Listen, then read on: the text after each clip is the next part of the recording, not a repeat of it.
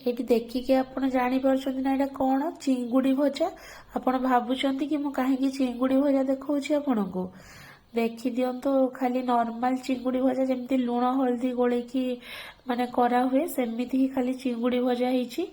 ମୁଁ ଏଇଟାରେ ଗୋଟେ ବହୁତ ବଢ଼ିଆ ଇଜି ରେସିପି, ମାନେ ଆଠୁ ଇଜି ରେସିପି ଆଉ ନାହିଁ। ଏଇଠି ଦେଖନ୍ତୁ ପୁରା ବଢ଼ିଆ ସେ ସିଝି ଯାଇଛି, ପୁରା ଚୁପା ଚୁପା କରିକି ଭାଜିବେନି, ନର୍ମାଲ ଯେମିତି ଭାଜିବା କଥା। ଏଠି କଞ୍ଚା ଲଙ୍କା ନେଇଯାଇଛି, କଞ୍ଚା ପିଆଜ, ଧନିଆ ପତ୍ର ଆଉ ରସୁଣ ଟିକେ ବେଶିକା କ୍ୱାଣ୍ଟିଟିର ନେଇଛି। ଏଇଟା ମୋର 250 ପାଖାପାଖି ଚିଙ୍ଗୁଡ଼ି ଥିଲା।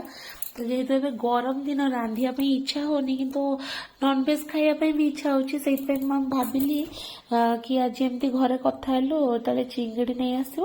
ଚିଙ୍ଗୁଡ଼ିରେ ଭଲ ସେ ପୁରା ଚୁପା ଛଡ଼େଇ ଦେଇକି ତାକୁ ଭାଜିଦେଲି। ପଖାଳ ଦୀପରେ, ପଖାଳ ସାଙ୍ଗରେ ଆଳୁ ଚଟୁଣି ଆଉ ଚିଙ୍ଗୁଡ଼ି ଛେଚା। ଏଇଟା ଦେଖୁଛନ୍ତି ନା, ଏଇ ପଥରଟା ମାନେ ଯୋଉ ଛେଚା ହୁଏ ମସଲା, ସେଇଥିରେ ଏଇଟା ମାର୍କେଟରୁ ଆସିଲା, ବହୁତ ବଢ଼ିଆ ମାନେ କାମ ଦିଏ। ଆପଣଙ୍କର ଯାହା ବି ଯେମିତି ଥିବ ଆପଣ ଛେଚୁଥିବେ ମସଲା, ସେଇଥିରେ ଛେଚିବେ ଆଉ ଆରାମସେ ଧୀରେ ଧୀରେ କରିକି ପୁରା ସବୁ ଚିଙ୍ଗୁଡ଼ି ଗୁଡ଼ା ଯେମିତି ଛେଚି ହେଇଯିବ, ଭଲ ସେ ଗୁଣ୍ଡ ହେଇଯିବ, ସେମିତି ପର୍ଯ୍ୟନ୍ତ ଛେଚି ନେବେ। ଆଉ ଏଇଟା ମାନେ ଆଠୁ ଶସ୍ତା ସୁନ୍ଦର ମଜବୁତ ଖାଇବା ନଥିବ। ଏତେ ଟେଷ୍ଟି, ଏତେ ବଢ଼ିଆ ଲାଗିବ ଆପଣଙ୍କୁ। ଗରମକୁ ଗରମ ବି ମାନେ ରାନ୍ଧିବା ପାଇଁ ହଇରାଣ ହେବେନି, ଖାଇବା ପାଇଁ ବି ବଢ଼ିଆ ଲାଗିବ। ଆଉ ଏଇଠି ଦେଖନ୍ତୁ ଛେଚି ସାରିଲା ପରେ ଭଲ ସେ ଚିଙ୍ଗୁଡ଼ିକୁ ଆଉ ଯୋଉଗୁଡ଼ା ସବୁ ରଖିଛି କାଟିକି, କଞ୍ଚା ପିଆଜ, କଞ୍ଚା ଲଙ୍କା, ରସୁଣ, ଗୋଟା ରସୁଣ, ସେଗୁଡ଼ା ଏବେ ସବୁ ଦେଇଦେବି। କେବଳ ଧଣିଆ ପତ୍ରଟା ଥିବ ସେଟା ଲାଷ୍ଟକୁ ଦେଇକି ଗୋଳେଇବି। ତ ଏଇଠି କଞ୍ଚା ପିଆଜ ନେଇଗଲି, କଞ୍ଚା ଲଙ୍କା, ରସୁଣ ସବୁ ନେଇକି ତାକୁ ବି ଭଲସେ ତା ସାଙ୍ଗରେ ଛେଚି ନେବି। ଆପଣଙ୍କ ପାଖରେ ଯଦି ଛେଚା ଥିବ, ବଡ଼ ଛେଚା, ମୋ ପାଖରେ ସେମିତି ବଡ଼ ଛେଚା ନଥିଲା, ଜାଗା ହେଇନଥାନ୍ତା। ଆପଣଙ୍କ ପାଖରେ ଯଦି ବଡ଼ ଛେଚା କିଛି ଥିବ ତାହେଲେ ଆପଣ ସେଇଥିରେ ବି ଛେଚିଲେ ହବ। ଏଇଠି ଟିକେ ରାଗ ରାଗ କରିବେ ଆଉ ରସୁଣ ଟିକେ ଦେବେ, ବହୁତ ବଢ଼ିଆ ଲାଗିବ। ତ ମୁଁ ଆଜି ଆକ୍ଚୁଆଲି ଚିଙ୍ଗୁଡ଼ି ଛଡ଼େଇବା ପାଇଁ ସମସ୍ତଙ୍କୁ ବିରକ୍ତ ଲାଗେ, ମୁଁ ଭାବୁଛି, କାହିଁକିନା ମୋତେ ତ ଭଲ ଲାଗେନି, ତ ଚୋପା ଛଡ଼େଇବା ପାଇଁ ବହୁତ ଟାଇମ୍ ଲାଗେ। ତ ଇଏ ଆଜି ମାର୍କେଟରୁ ଆଣିଲା ବେଳେ ଚିଙ୍ଗୁଡ଼ି, ସେଇ ଯେଉଁ ମାନେ ମାଉସୀ ଜଣେ ମାଛ ଯିଏ ବିକୁଥିଲେ, ସିଏ ଏମିତି ଆଇଡ଼ିଆ ଦେଲେ ଯେ କି ଚିଙ୍ଗୁଡ଼ିକୁ ନେଇକି ଟିକେ ଗରମ ପାଣିରେ ମାନେ ଫାଷ୍ଟ ବତୁରେଇ ଦେବ, ତାପରେ ଚୋପା ଛଡ଼େଇବ, ବହୁତ ଜଲ୍ଦି ଛଡ଼ିଯାଏ। ତ ମୁଁ ସେଇଟା ଆଜି ଟ୍ରାଏ କରିଥିଲି। ଗରମ ପାଣି ଟିକେ କରିକି, ଉଷୁମ ପାଣି, ଚିଙ୍ଗୁଡ଼ିକୁ ମାନେ ଟିକେ 5 ମିନିଟ୍ ତାକୁ ଏମିତି ରଖିଦେଲି ଗରମ ପାଣିରେ ବତୁରେଇକି।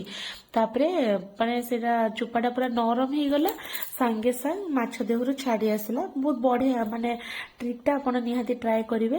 ଦେଖନ୍ତୁ ଏଇଠି ଛେଚି ସାରିଲା ପରେ ଏମିତି ଦେଖାହେଲା, କେତେ ବଢ଼ିଆ ଦେଖାଯାଉଛି। ଟିକେ କଞ୍ଚା ସୋରିଷ ତେଲ ଟିକେ ବେଶିକା କ୍ୱାଣ୍ଟିଟିର ଦେଇଦେବେ। ତାପରେ ଲୁଣ ଟିକେ ଦେଇଦେବେ। ମୁଁ ଯେହେତୁ ଭାଜିଲା ବେଳେ ପକେଇଥିଲି ଲୁଣ, ସେଇଥିପାଇଁ ଆପଣ ଦେଖିକି ଦେବେ। ମୁଁ ଖାଲି ଅଳ୍ପ ଟିକେ ନେଉଛି, କାହିଁକିନା ଲୁଣିଆ ହେଇଗଲେ ଜମା ବି ଭଲ ଲାଗିବନି। ଅଲଣା ହେଲେ ବଢ଼ିଆ ଲାଗିବ, ମିଠା ମିଠା ଲାଗିବ। ତ ଏଇଠି ଦେଇଦେଲି ଧଣିଆ ପତ୍ର। ଏବେ ଭଲସେ ତାକୁ ପୁରା ଗୋଳେଇ ଦେବି, ତେଲ ଗୁଡ଼ା ଆଉ ଲୁଣ ତେଲ ଯେମିତି ଭଲସେ ଚାରିଆଡ଼କୁ ଭଲସେ ଗୋଳେଇଯିବ। ଆଉ ସାଙ୍ଗେ ସାଙ୍ଗେ ରେଡ଼ି ହେଇଗଲା ଆମର ଚିଙ୍ଗୁଡ଼ି ଛେଚା, ଯେଉଁଟାକି ଖାଇବା ପାଇଁ ବହୁତ ହି ଟେଷ୍ଟି ହେଇଥିଲା। ଆପଣ ଏଇଟା କେଉଁଥିରେ ବି ଖାଇପାରିବେ। ଆଉ ସବୁଠୁ ବେଷ୍ଟ ଜିନିଷ ହେଲା, ଏଇଟା ପିଲାମାନଙ୍କୁ ଦେଇପାରିବେ, ଯେହେତୁ କଣ୍ଟା ନାହିଁ, ସେମାନେ ଆରାମସେ ଖାଇବେ। ଆପଣଙ୍କ ମାନେ କଣ୍ଟା ଥିଲେ ସେମାନେ ଖାଇପାରନ୍ତିନି ପିଲାମାନେ, ଏଇଟା ବଢ଼ିଆ ସେ ଖାଇବେ ଆଉ ସମସ୍ତେ ଖାଇପାରିବେ।